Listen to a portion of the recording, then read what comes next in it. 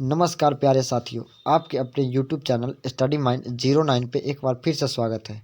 हम एक और बेसिक और बेस्ट जीके का क्वेश्चंस का सीरीज लेकर आपके पास आ चुके हैं।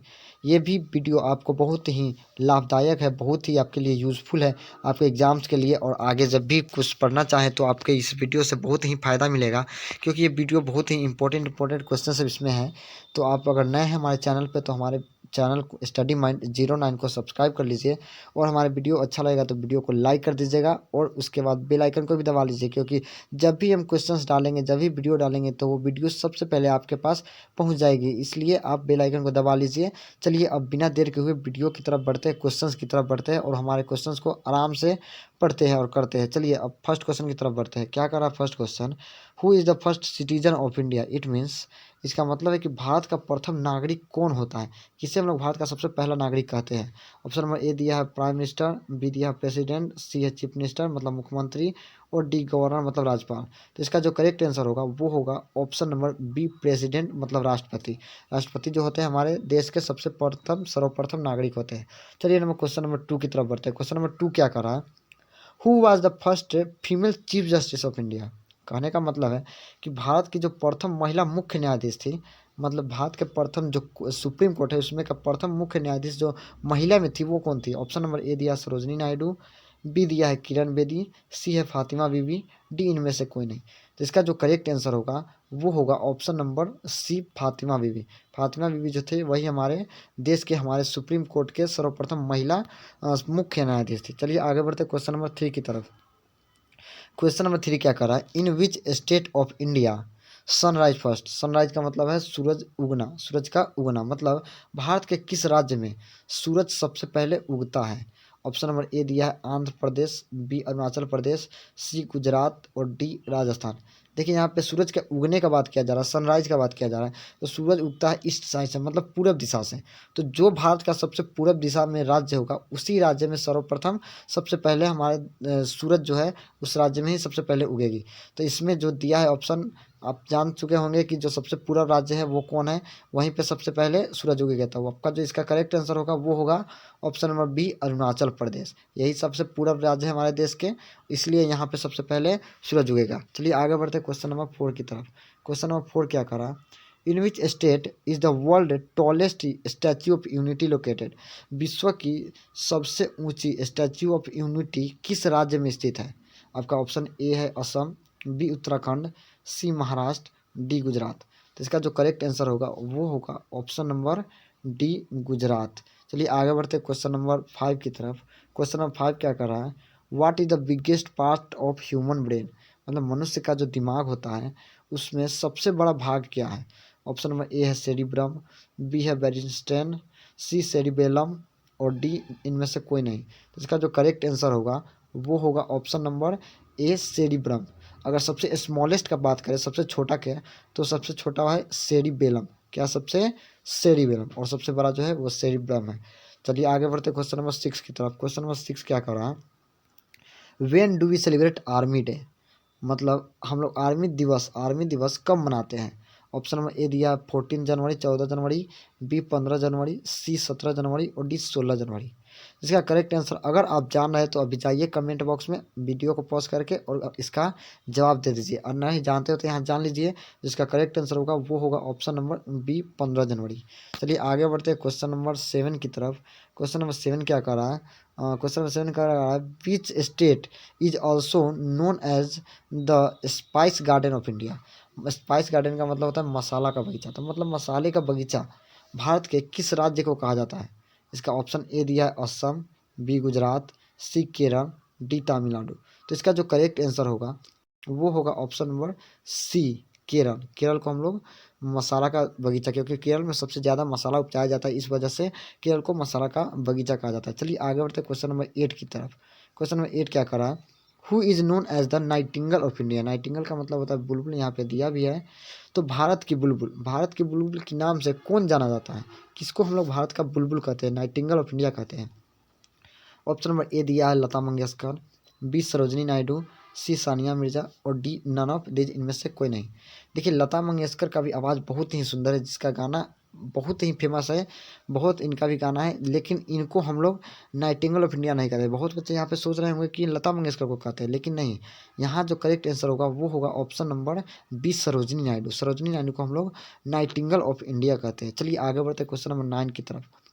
Who one the first battle of Tarain? Tarain का जो युद्ध हुआ था, आप जानते हैं गौरी और पीआरसी मतलब पृथ्वीराज चौहान के बीच हुआ था। तो ये पूछा कि तराइन का प्रथम युद्ध किसने जीता था। देखिए हमने हिंट दे दिया, क्या हमने बोला, गौरी और पृथ्वीराज चौहान। तो इन्हीं दोनों के बीच में से कोई जीता होगा। लेकिन ऑप्शन नंबर ए क्या दिया है, गौरी, बी बाबर, सी अकबर और डी इनमें से कोई नहीं। तो इसका जो करेक्ट आंसर होगा वो होगा इनमें से कोई नहीं। इसका करेक्ट आंसर क्या होगा, वो होगा पीआरसी मतलब पृथ्वीराज चौहान। तो पृथ्वीराज चौहान तो इसमें ऑप्शन में भी नहीं है, इसलिए इनमें से कोई नहीं जो ऑप्शन है ये सही होगा, क्योंकि पृथ्वीराज चौहान ही ने गौरी को हराकर प्रथम तराइन का युद्ध जीता था। चलिए आगे बढ़ते हैं क्वेश्चन नंबर 10 की तरफ। क्वेश्चन नंबर 10 क्या कर रहा है, who one the first battle of Panipat? Panipat का युद्ध। अब पानीपत का युद्ध किनके किनके बीच हुआ था, वो बाबर और इब्राहिम लोदी के बीच हुआ था। बाबर और इब्राहिम लोदी के बीच हुआ था। तो ये जो पानीपत का युद्ध हुआ था ये किसने जीता था, ये 1526 में हुआ था। इसमें ऑप्शन नंबर ए दिया है इब्राहिम लोदी, बी बाबर, सी अकबर और डी औरंगजेब। तो इसका करेक्ट आंसर जो होगा वो होगा बाबर। बाबर ने 1526 में इस पानीपत का प्रथम युद्ध जीता था और अपना शासन मतलब मुगल साम्राज्य स्थापित किया था। चलिए आगे बढ़ते हैं क्वेश्चन नंबर 11 की तरफ। Taj Mahal situated on the bank of which river? मतलब ताजमहल जो है वो किस नदी के किनारे बसा है? ताजमहल किस नदी के किनारे बसा हुआ है? Option number A Ganga, B Tapti, C Yamuna, D Godavari. देखिए ताजमहल है आगरा में, अगर हम आगरा में बात करें तो इसमें कौन सा नदी हो जाएगा, वो हो जाएगा यमुना। इसलिए ताजमहल जो है वो भी यमुना नदी के किनारे है। चलिए आगे बढ़ते क्वेश्चन नंबर 12 की तरफ। क्वेश्चन नंबर 12 क्या कर रहा है, what is the retirement age of the chief justice of India? मतलब भारत का जो मुख्य न्यायाधीश होता है उसकी सेवानिवृत्ति मतलब रिटायरमेंट, जो रिटायरमेंट आयु है, जिससे सेवानिवृत्ति की जो आयु है, रिटायरमेंट एज जो है वो क्या है? क्या 45 वर्ष पे रिटायर हो जाते हैं, 55 वर्ष पे, या 65 वर्ष पे, या 75 वर्ष पे?